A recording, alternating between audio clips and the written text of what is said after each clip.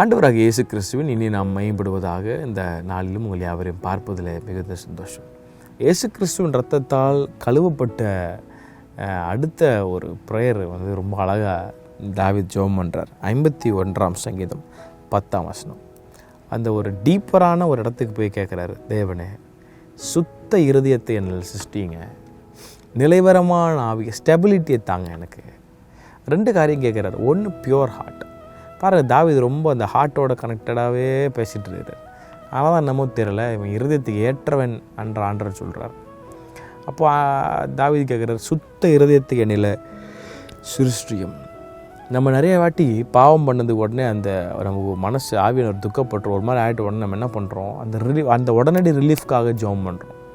ஆனால் தாவீது இங்கே என்ன பண்ணுறாருன்னா, சிருஷ்டிங்க, புது இருதயத்தை எனக்கு ரெனியூ பண்ணுங்க, என் ஹார்ட்டை create in me a pure heart அப்படின்னு ஜெபம் பண்ணுறார்.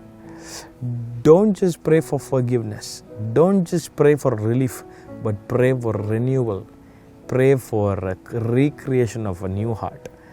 அதான் ஜெபம் பண்ணுறார். நிலைவரமான ஆவி, ஸ்டெபிலிட்டி தாங்க, அடிக்கடி விழுறது இல்லைப்பா, ஸ்டேபிளான ஒரு வாழ்க்கையை தாங்க ஆண்டவரேன்னு ஜெபம் பண்ணுறேன்.